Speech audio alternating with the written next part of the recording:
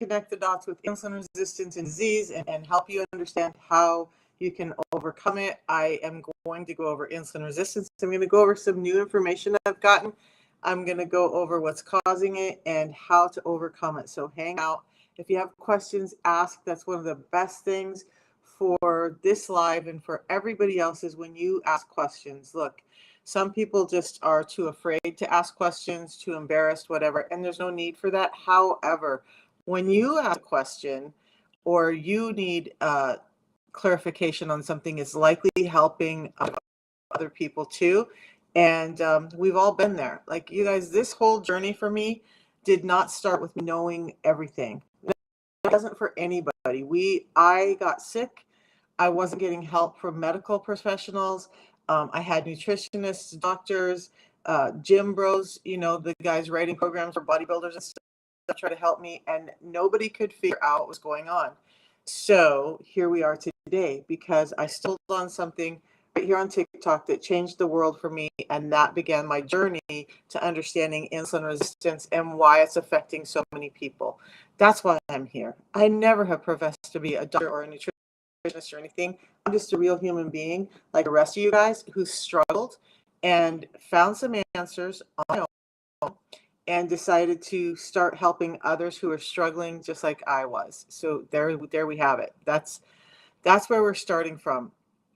What shocked me in my journey is that insulin resistance really has, or addressing my insulin resistance has changed so many things in my life, from sleep apnea and arthritis and losing joints to headaches and my eyesight getting better and my teeth not bleeding all the time, my hair growing in, my liver starting to heal, all of these things. But it takes a process. It's not just, oh, I understand insulin resistance, now I'm all better. And I want to stop right there because we all, and I've done it too, we try to make it sound like it's so simple, right? And it is simple, but it does take some effort. It does take some change. Look, you're not going to change your life. You're not going to change your health by staying doing what you're doing. That's the simple fact, right? If you want change, you have to elicit change in your life. So we're going to start there. And then I want to get into, there's like so many things running through my mind. First of all, I still have fasting fiber and fats up there because it's so important. I was just listening to a doctor who works with insulin resistance this morning talk about the importance of fasting. So, and she was explaining the mitochondria. I'm not going to get that deep because I still don't understand all of it fully. But what I do understand is this. Insulin is an energy dysregulation in our body, right? Insulin is distributing energy in the form of glucose to every single cell in our body. One of the things we're forgetting is there's a reason that there's a correlation between someone's liver panel starting to go defunct at the same time their A1C and their blood glucose is going defunct. What I want you to understand is that our cells all can take in energy, but one of the organs that takes in energy does the most work with this energy transfer is your liver. When you add fructose, sugar from fruits, to the equation, now we're saying, okay, all of the cells can utilize glucose. The only organ that can utilize fructose and metabolize it is your liver. So when I talk about fruit juices, when I talk about excess fruits, this is what I'm talking about, that the liver gets so overloaded that now we're causing problems with the liver when we're having excess fruits, excess fruit juice. Fruit juice at all, it's not in my house anymore at all. And it's amazing because I was listening to another doctor and he was talking about all of this fructose stuff. Seems to be the theme right now. But my ex-husband had gout. And one of the things they used to say to do for gout was to drink cherry juice. Well, the gout is a factor of how the liver is producing uric acid and functioning through all this fructose. And again, I'm not going to get all of it right, but it was just shocking to me that the one thing that the doctors were telling my ex-husband to do for his gout was probably causing him to have more flares of gout than not because of the load it was putting on his liver and the fact that he was likely insulin resistant all along and nobody caught that. By the way, yes, your gout does get better when you address your insulin resistance. All right, there was that little piece. Now, one of the other things is when I talk about insulin resistance, excuse me, it's crazy. It's wintertime here in Maryland. I'm new to this state, so I'm having allergy reactions to environmental stuff that I never even realized could happen to me in the winter, but that's what's going on. However, not as bad as my allergies used to, plus there's some ginger in the tea. Okay, so where do we want to start today? Do we want to understand insulin resistance a little bit better? Let's go into that. I'm going to try and make nuts and bolts. We're eating food too often, eating food that's converting into sugar too quickly. That creates an overload of glucose in our system. That overload of glucose burns the body to produce insulin. Insulin at a high level too long becomes insulin resistance. And all that really means is, again, cells need that energy. Your brain cells, your muscle cells, your ligaments, your bones, all of it needs energy.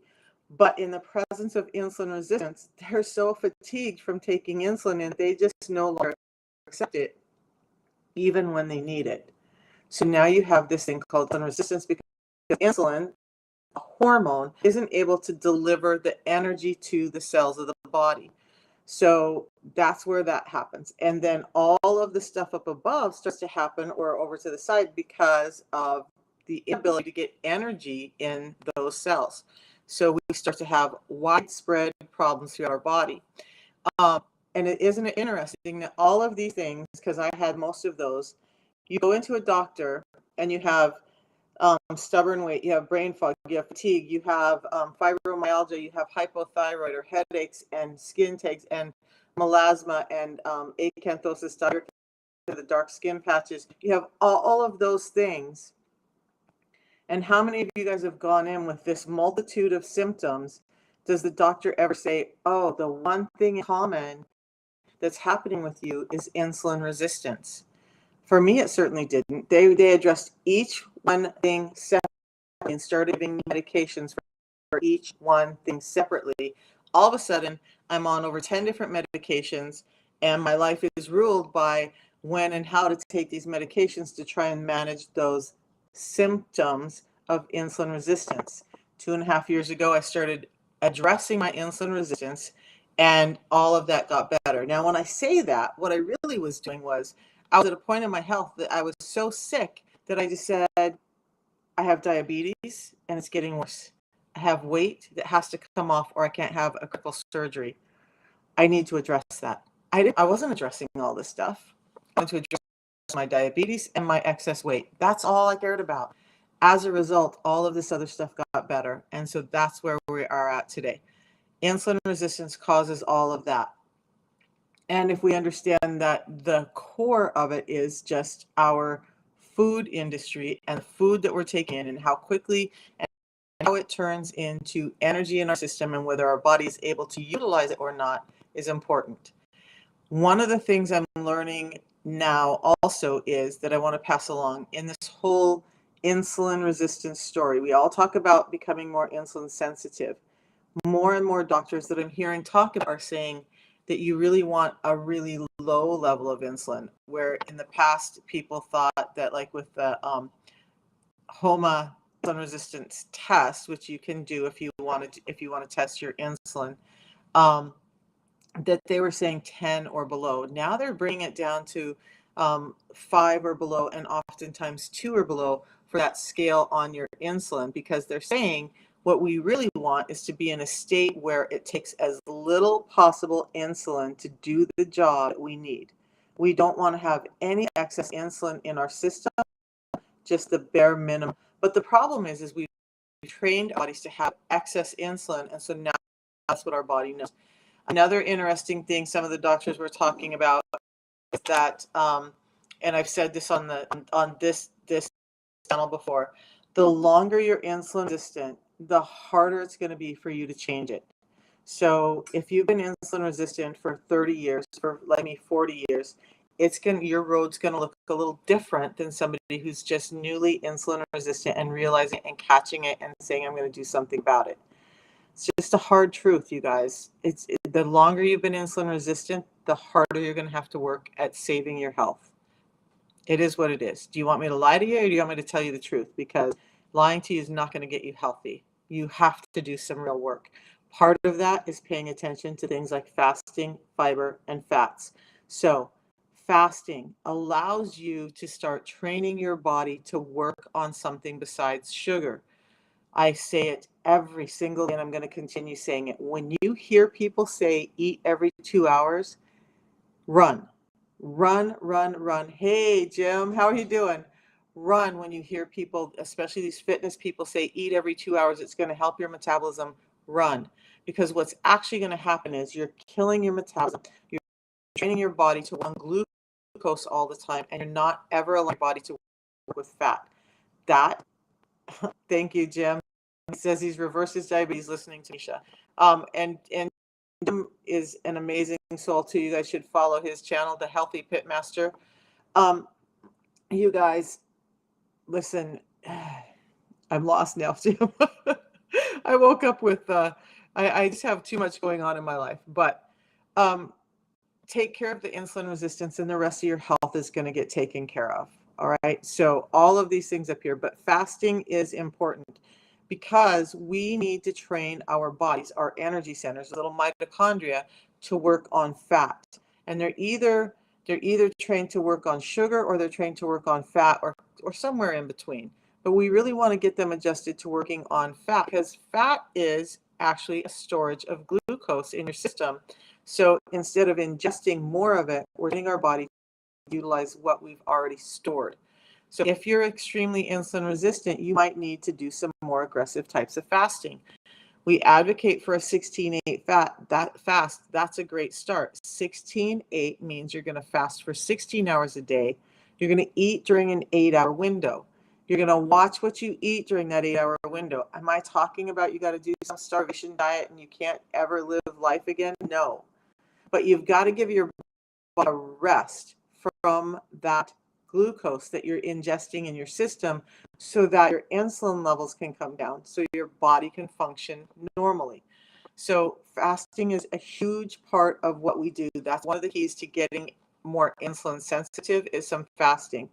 The longer you've been insulin resistant, the more aggressive you may have to get with your fasting. And by aggressive, I just mean maybe 48 hours a week, maybe an every other day fast, something like that. Now, with the fasting, what you're also doing when you're in that fasting state is you're allowing your liver to empty some of the stores of fuel that it has in it that's causing it to be a fatty liver, that's causing you to have problems with your gallbladder. So fasting is actually really good for that. Is fasting good for diabetic type 2, type 3? Absolutely it is. It's key in reversing that disease. So fasting, fasting, fasting. For those of you guys who think it's scary, I want you to take a look at the fact that if you continue down the diabetes road, you could lose your liver function. You could lose your kidneys. You could lose function with your thyroid, or have hypothyroidism or Hashimoto's, or you could have IBS, or you could lose your joints. I've lost 3, 2 hip replacements and a knee replacement before anybody ever figured out that it was insulin resistance, and now the last joint that needed to be replaced no longer needs to be replaced. Which is more scary, fasting or having all of that as a result of being sick long term? Kim says her doctor increased her insulin 3 times, and she's type 2 diabetic. She says she was so sick.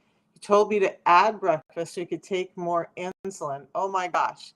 So add more of what's causing you need more, because that's really key, because your body's not already producing too much insulin. Oh my gosh.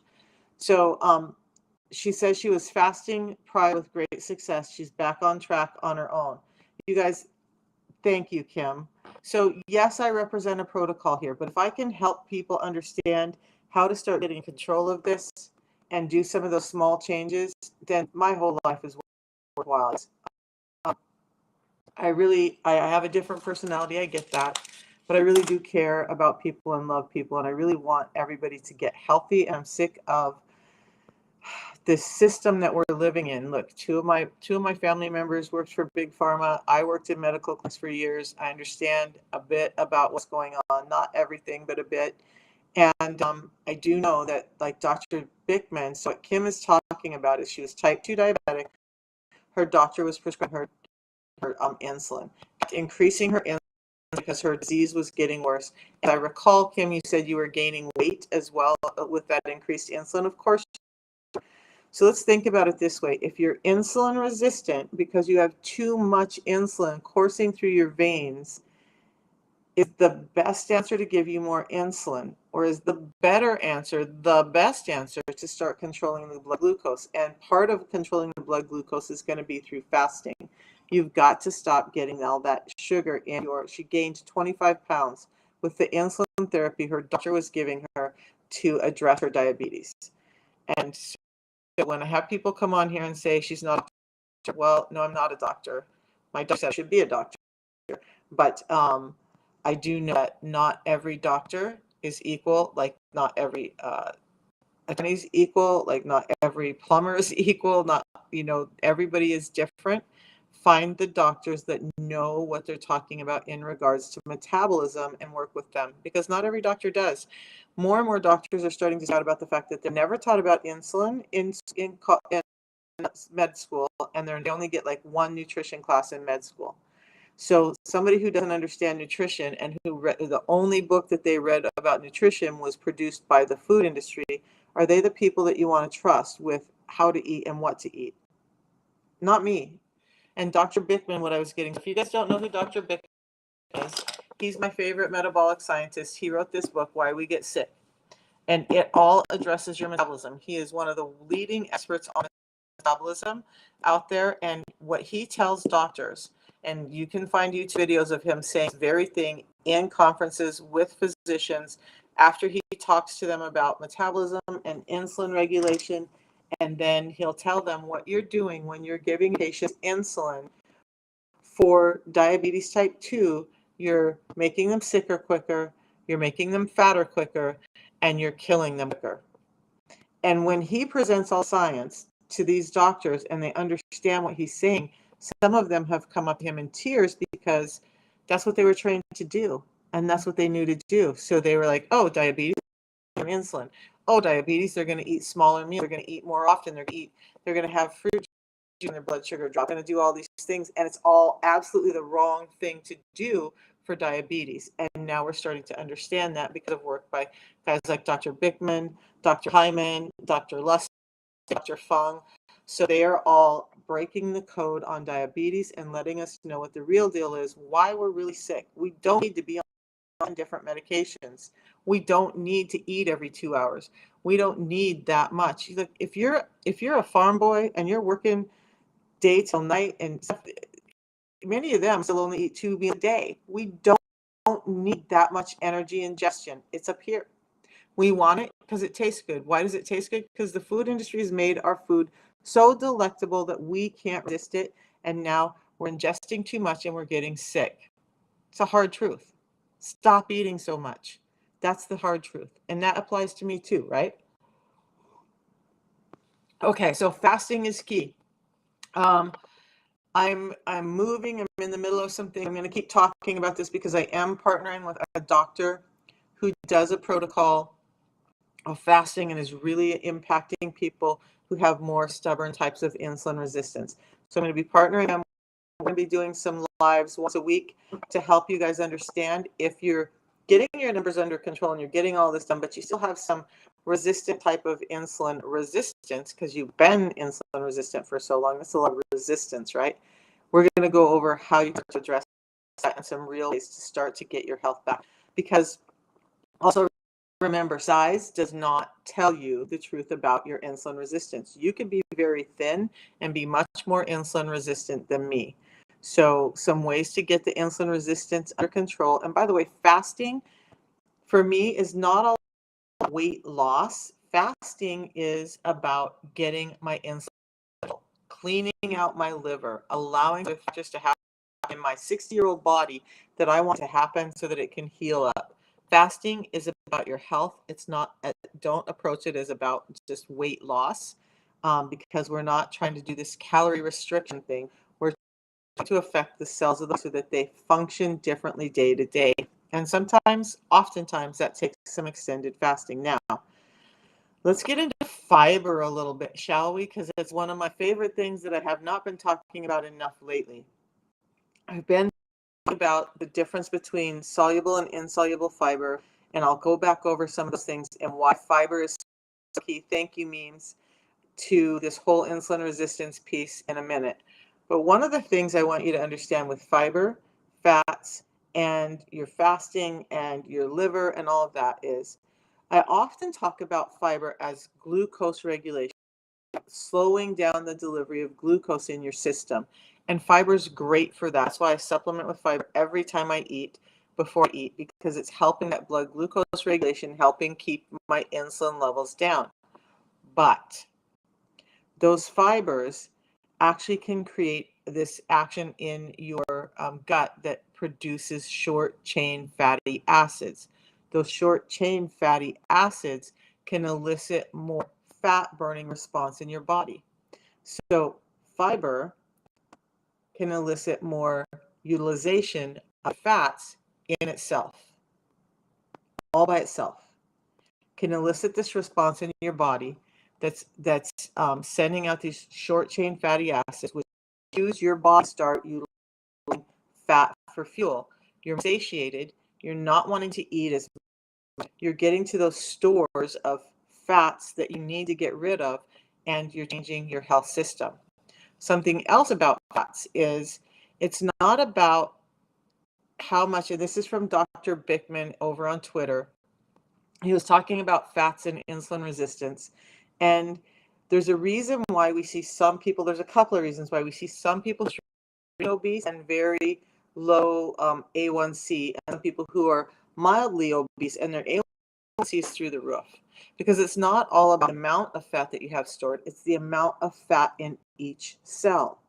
So some people can produce more fat cells, so they're just creating more storage, which helps keep those insulin levels down because it's being able to be stored. Some people cannot produce excess fat cells, so now those fat cells are blowing up. And the one place that's the most important is in your visceral fat. So when we think about, we have two types of fats on our body. We have subcutaneous fat and we have visceral fat. What's the difference? Subcutaneous fat is white. It's the jiggly fat that's like on your arms, your legs, your butt, on the outside of your belly, and on your face, all of that. So visceral fat is fat that's in and under the muscle wall of the belly, but it also extends up into the throat and the tongue.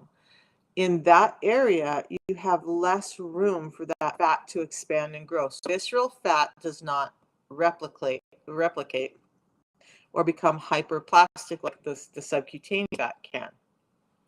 Because it would be very, very dangerous to have that much fat underneath the muscle wall of our belly. It's starting to, instead of being healthy and warming to our organs, which is what visceral fat is supposed to do, it starts to become damaging, choking off the organs and causing problems like kidney failure, liver failure, gastroparesis, heart issues, lung issues, stomach issues. You have all of these issues.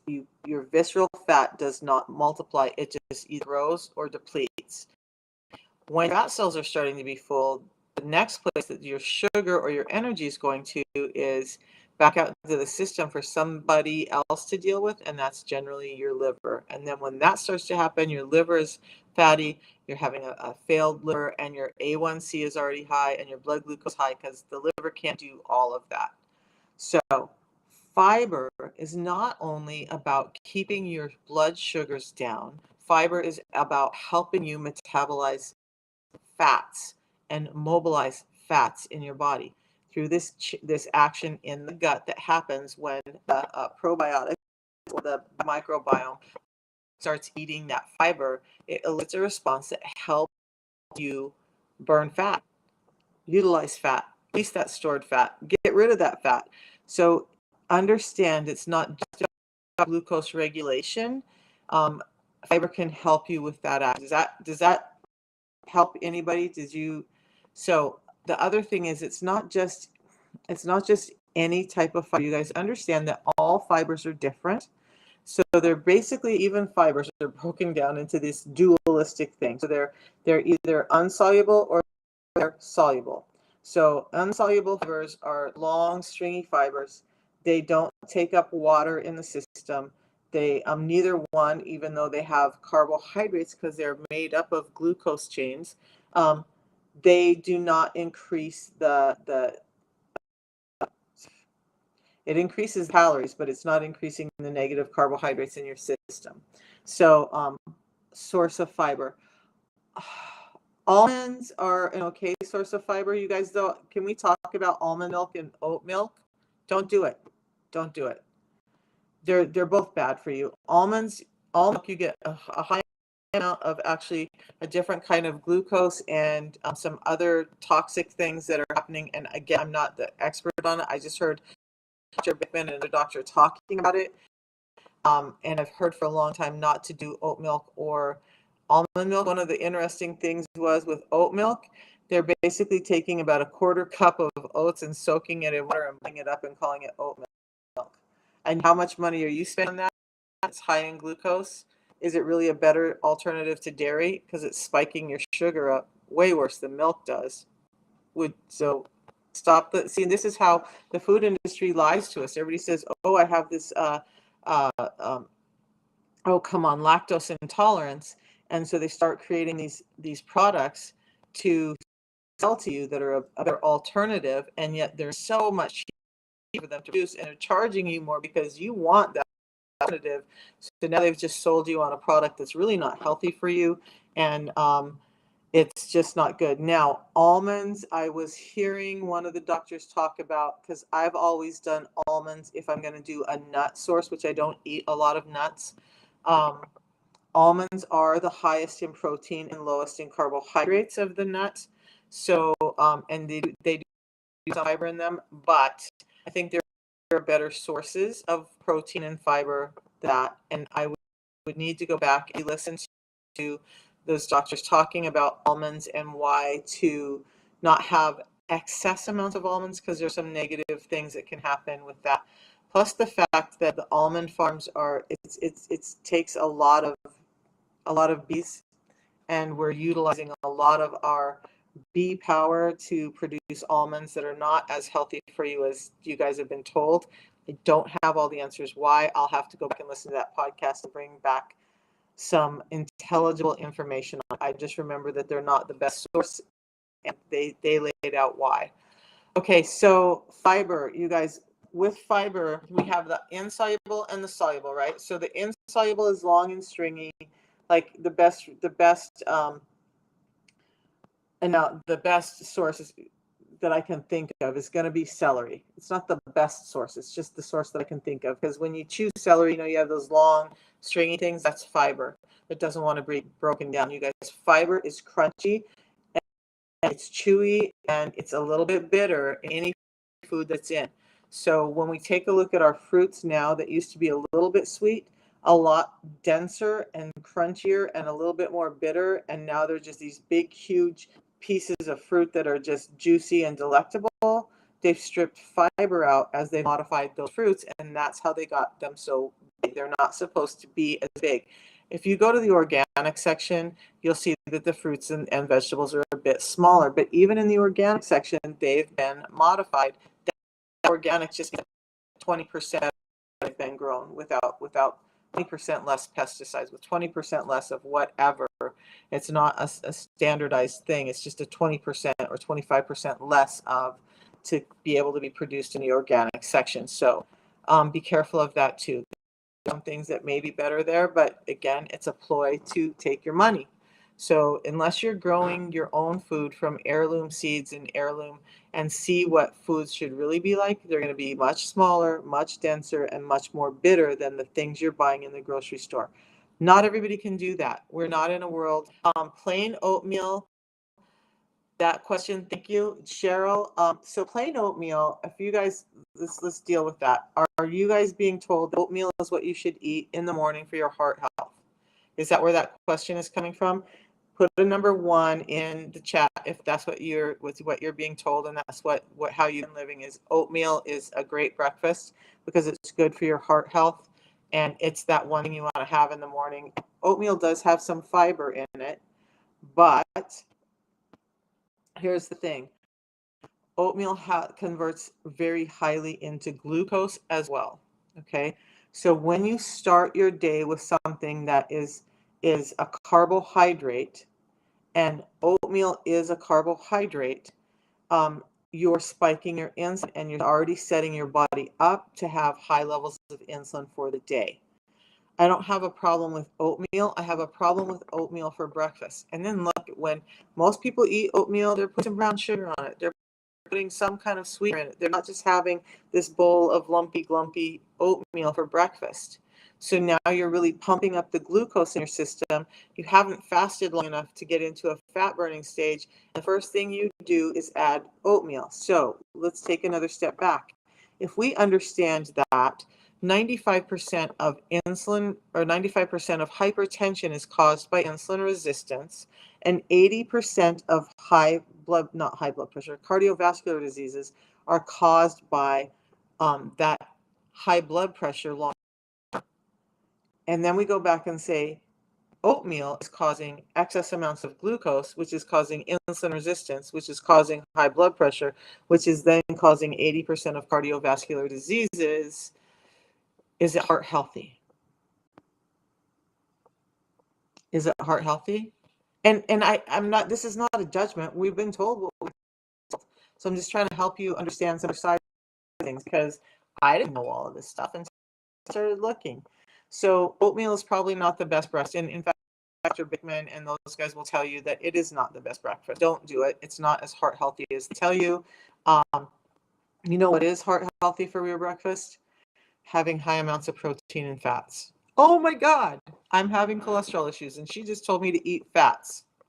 Okay, so why? Because dietary fats, the healthy dietary fats, are not causing your cholesterol issue. Sugar is the primary cause of your cholesterol issue.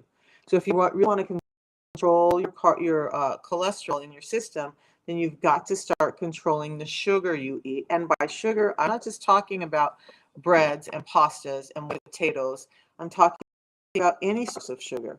Get that under control to start getting your health under control. Okay.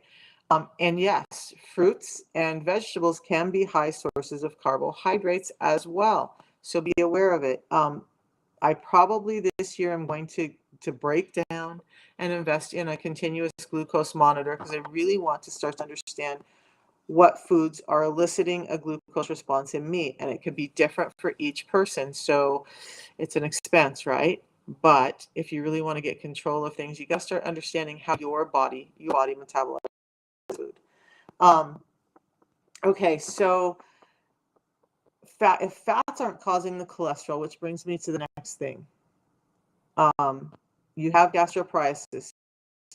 So your system is going to look a little different.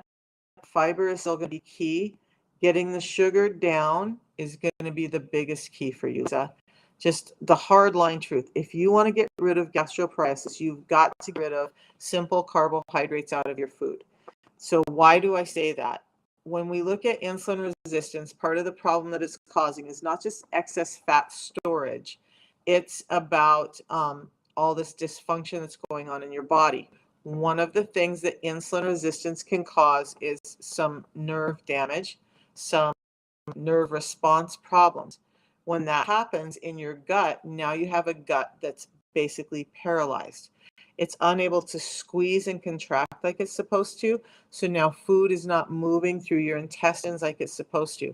Your kidneys can't do the job they're supposed to. So they're not excreting what they're supposed to.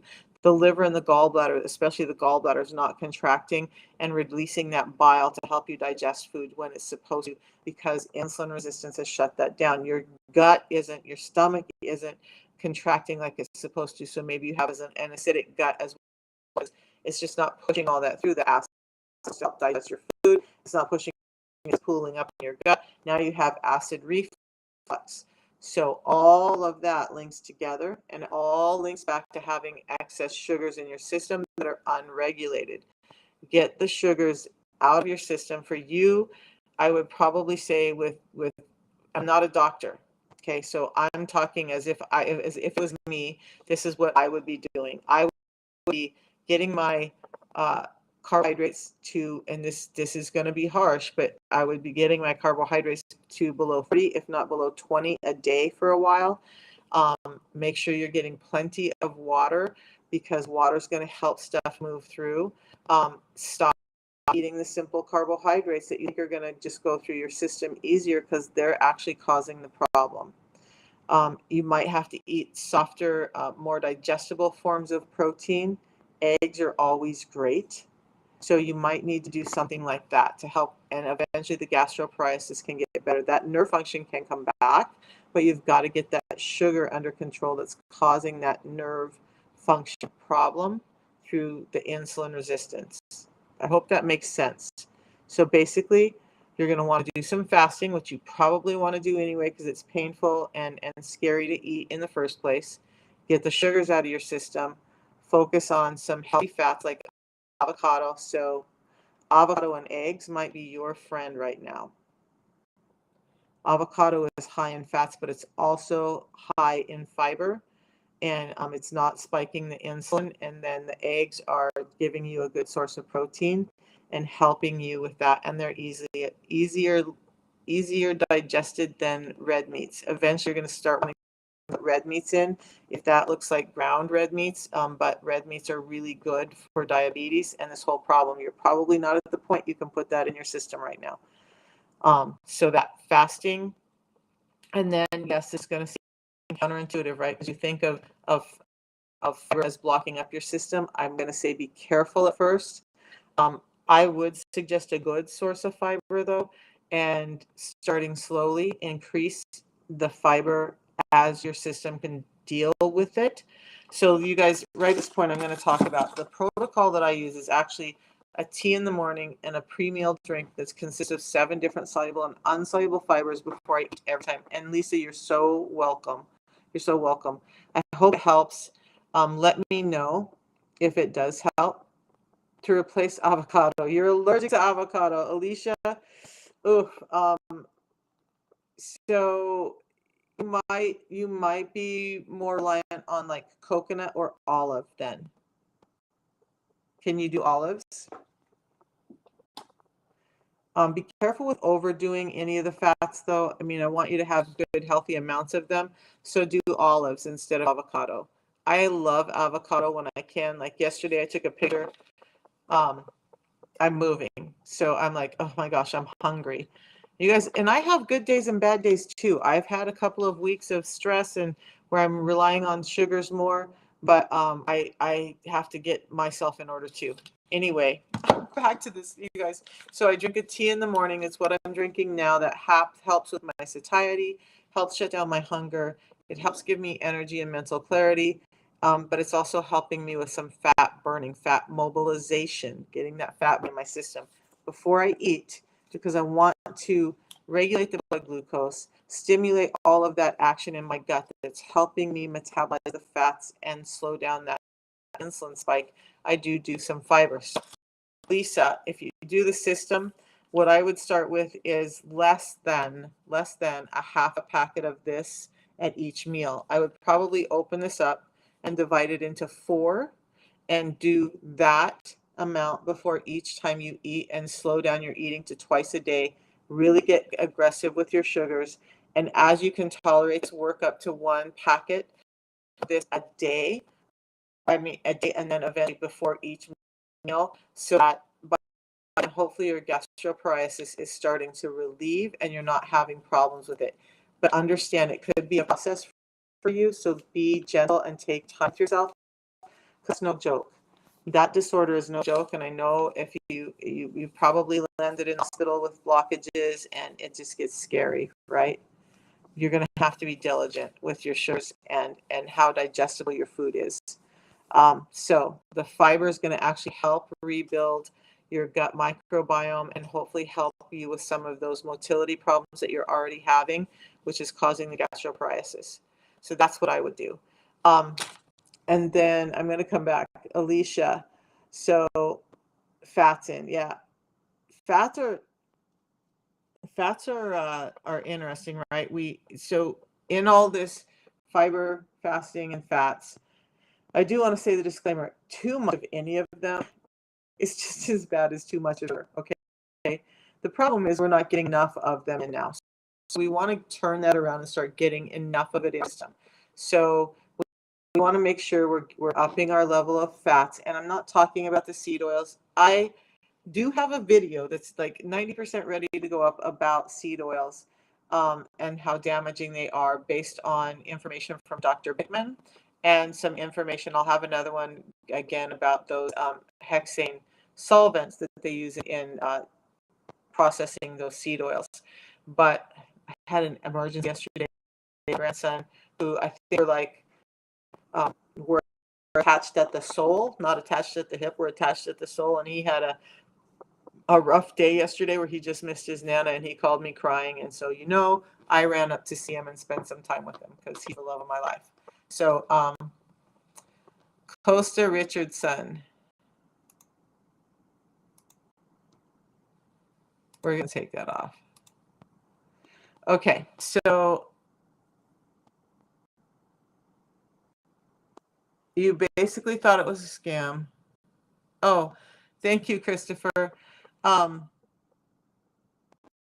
What? Oh, that's a different. Got a scammer on my page over on Facebook. So we're getting rid of him. Okay. Off to work, Lisa Marie. You know what, you guys, I have a WhatsApp, Lisa Marie. If you want to reach out and just have some more conversation, and get some other answers, just WhatsApp me, and I'm more than happy to give you whatever answer I can. If I don't have answers, I will go and try and find them. Okay. Yeah, he's actually, so my grandson has a devastating genetic disorder. It's basically one of those really rare things where mom had to have one piece and dad had to have one piece. If mom had the piece and dad didn't, he would be fine. If dad had the piece and mom didn't, he would be fine.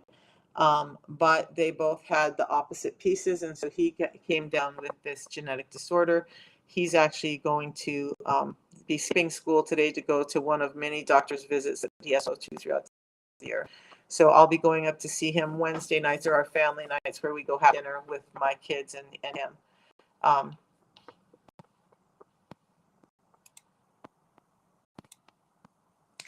So that scammer is just like relentless. I don't know how I get him over there. Okay.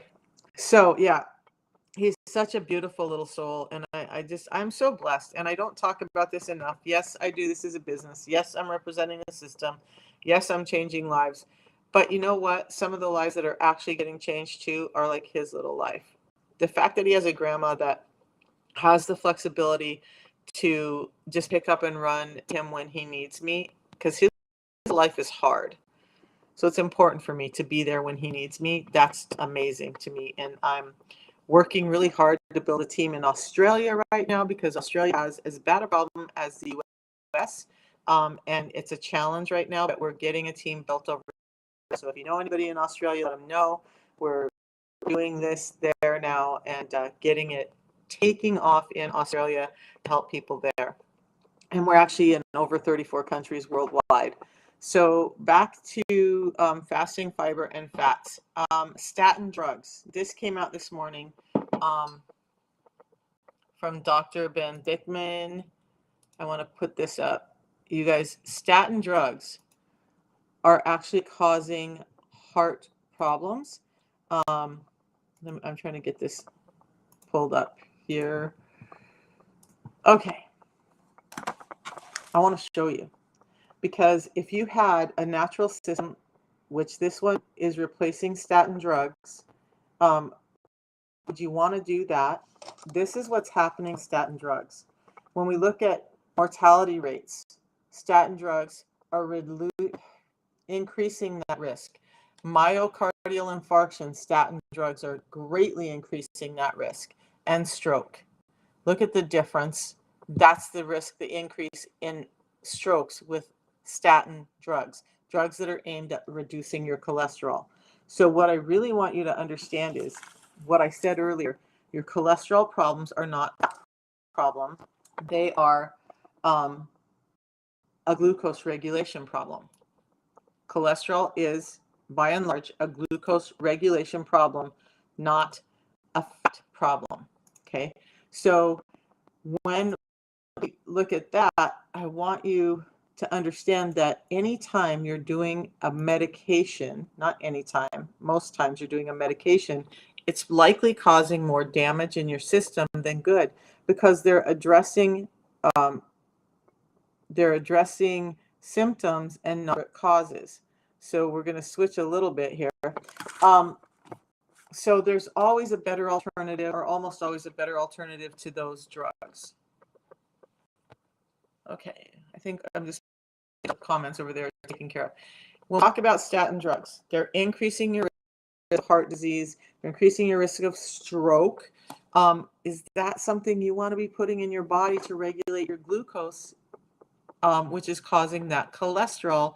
Or maybe by adding in some fiber, by doing some intermittent fasting, you actually are building strength in your heart. You're allowing more regulation of blood flow and glucose in your brain that it needs, reducing the risk of stroke and myocardial infarction. So the natural solution is better? I happen to think so. Why are we taking drugs for all of this stuff when what we really need to do is just address the root cause? The root cause is happening to lead back to our diet right now. When we've come up with, now look, I'm not going to say the drugs are bad all the time. Like, I've been in surgeries, I was septic, I needed a round of antibiotics. Thank God those medications are there, or I wouldn't be here. So yes, medications have use, but why give them if they're not the best course of action? And in this case, the best course of action is addressing what's going on with our diet and how our body is metabolizing the food that we get in. So understand that. Be careful with statin drugs. I'm not a doctor. I can't tell you to stop taking them, can't tell you to take them, can't tell you anything, but show you the science that's coming out about how damaging. I give you an alternative, which may just be the system, because a number of people are able to get off of their statin drugs by doing this simple tea in the morning and fiber in before their meals protocol. You guys, I talk about it and then even shown it. So what I'm doing is just that. I talked about it briefly a second ago. Things lining up for me here.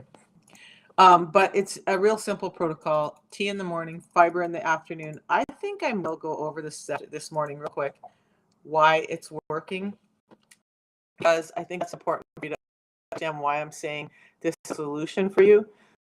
So if you don't mind, we're going to take a look at some slides I have that are going to go over what's in the protocol, if you care, because it's why it's working. All right, so first of all, that tea I drink in the morning, we're gonna switch around a little bit.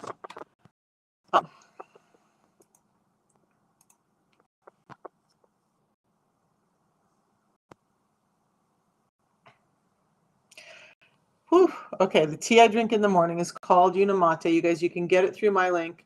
That's how you're gonna get the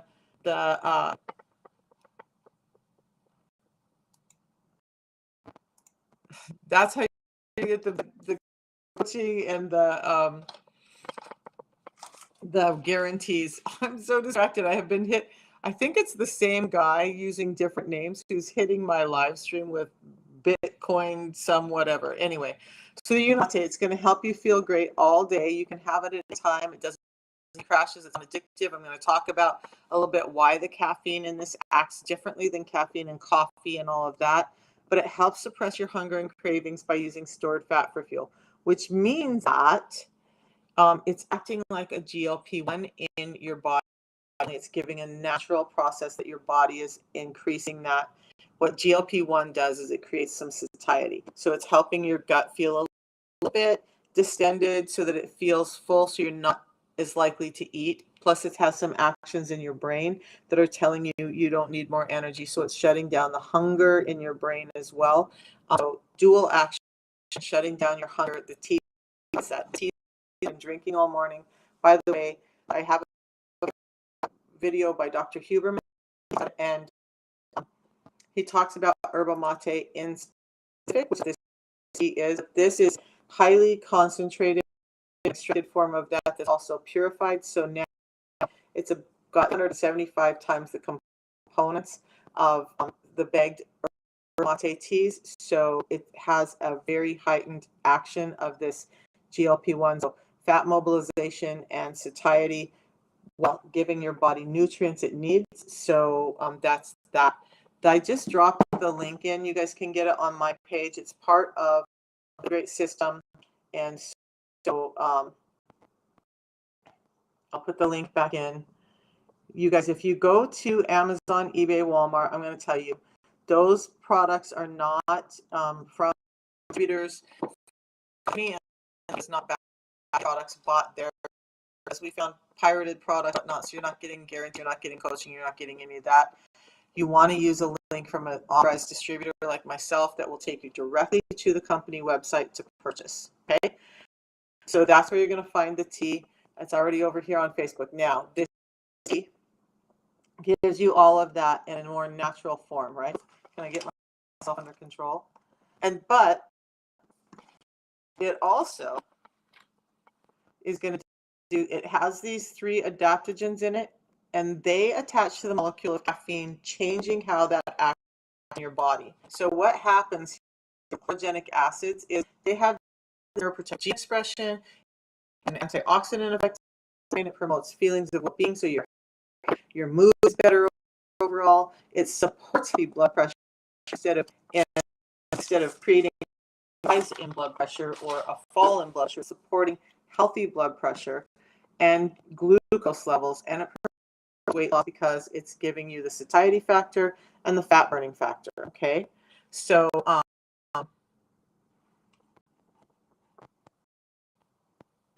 wow, how did I get on that list today? And so it contains 375 times more than any standard yerba mate tea.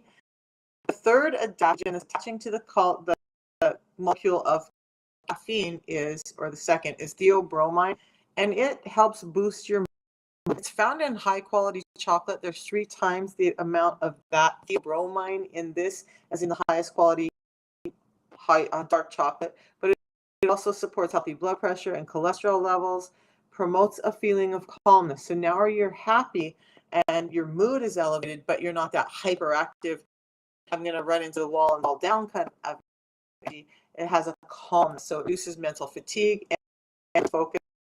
My ADHD was out of control. One of the best ways for me to control some of the ADHD randomness that I have is when I'm drinking my tea. The third is mate saponins, and included in that is some trichoid saponins. They're the mate saponins are unique to this herb mate plant. It's healthy triglycerides in the body's ability to fat. Those terpenoids also have antioxidant and anti-cancer, all in this one natural tea that I'm drinking right now. So that's why I drink this tea every morning. And so I actually have it hot. It's kind of warm now. And I have it cold that I'll be drinking when this is done. It's my go-to drink, or water, because it's building in my system. It's building things that were missing in my system for years, and it's now back. So then the pre-meal drink, by the way, you can have the at any point in the day. It's really good before presentations, tests, or physical activity. Can increase your endurance during physical activity 10 to 15%. So you'll be able to work out harder, longer, do more with your workouts when you're drinking the tea. I wish I would have had this when I was a world champion athlete, but here we are today. So that pre-meal drink is a patented blend of 4 different blends. And so we're going to go over what those are really quick so you can understand why. I don't do this often, but I'm going to do it today. So the first one in there is Biosphere Fiber, and that's a unique blend of fibers that's 5 different sources, and they help support cholesterol slow the conversion of high glycemic carbohydrates. They're listed right here. They're listed on my website if you guys want to go there and see what they're made of.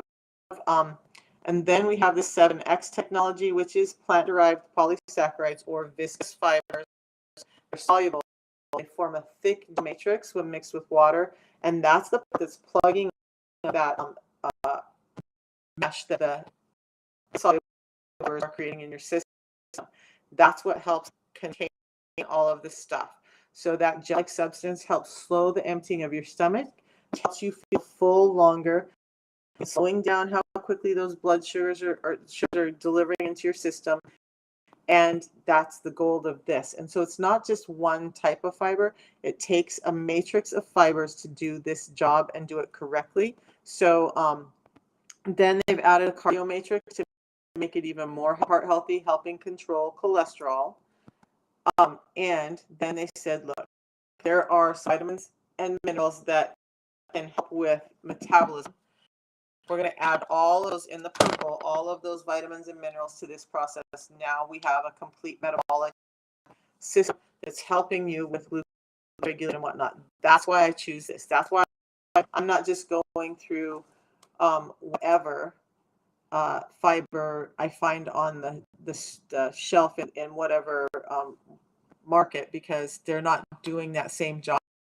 And historically, they just didn't change my life like this did. Years ago, I just everything for me. So, did I miss some questions as I was talking? No. Okay, it's about time, hey guys, where it's time for me to go get some other stuff done. Does anybody have questions or comments or anything they need to have? I got on a scammer list this morning. All right, I'm going to head out because this is relentless and I'm tired of talking now. And we'll be back tomorrow morning. I'm going to do some more research with some of these doctors and talking more about fasting and how that's helping you understand that if you want to do the system, I'm going to be there to coach you. But if you at least start extended fasting, meaning most of us are only going about 8 hours between meals, push that 16 hours, keep your eating an 8-hour window, reduce the carbohydrate intake. That's going to help you drastically. I have an ebook called 6 Simple Steps for the 6 simple steps you can do to start reversing insulin resistance. It's found on that same link. So go there and find it, and talk to you in the morning. Have a great day, guys.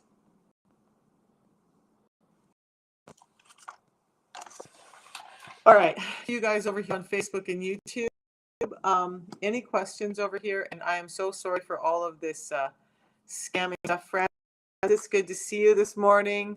Cheryl, thanks for your comments. You guys, I am going to go get some work done and try and get a video up today finally. It's been a minute, and I don't like that I'm not getting them up. So I'll see you all in the morning. Thanks for hanging out with me this morning, and have a beautiful day. This holiday season is treating you well. Remember to be good to yourself during the season, because it's a time that we're all tend to be really hard on ourselves with expectation and stuff. Have a good day.